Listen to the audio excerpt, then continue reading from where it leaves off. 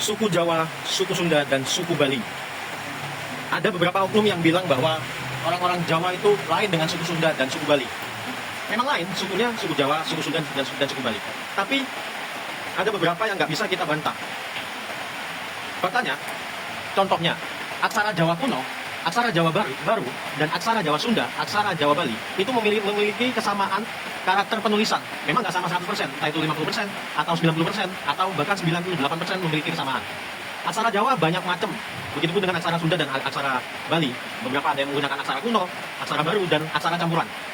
Faktanya, kita itu memiliki kesamaan.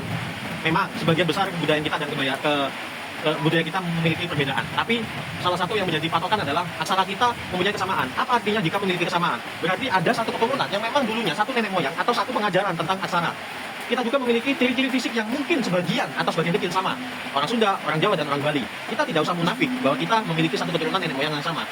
Pasti ada yang berkomentar, kita nggak sama dengan Sunda, kita nggak sama dengan Jawa, kita nggak sama dengan Bali. Orang Jawa nggak sama dengan orang Bali, nggak sama dengan orang Sunda. Iya, sebagian mungkin nggak sama, tapi faktanya kita dulunya adalah beberapa kerajaan yang ada di masa lalu. Kerajaan Sunda ada kaitannya dengan kerajaan Jawa.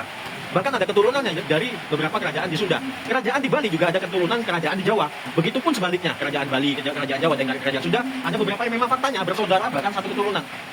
Memang ada yang bilang kita nggak sama, gini dan sebagainya. Tapi kita tidak bisa dipungkiri, khususnya suku Jawa, suku Bali, dan suku Sunda itu memang mempunyai beberapa kesamaan yang mungkin kita sendiri tidak sadar.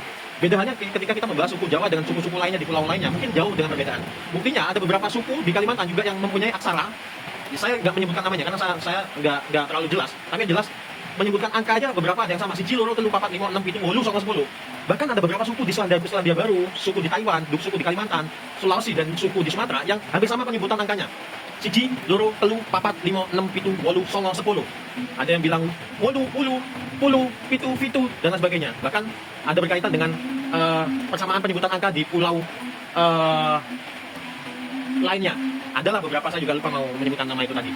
Tapi yang jelas, kembali lagi ke suku Jawa, Sunda, dan suku Bali, ayolah kita sama-sama mempunyai kesadaran dan saling menghargai. Suku Jawa menghargai dengan suku Sunda, Sunda menghargai Jawa, suku Bali dan harus menghargai terhadap suku Jawa. Memang beberapa tidak bisa disamakan, tapi kita mempunyai kesamaan yang tidak bisa dipungkiri.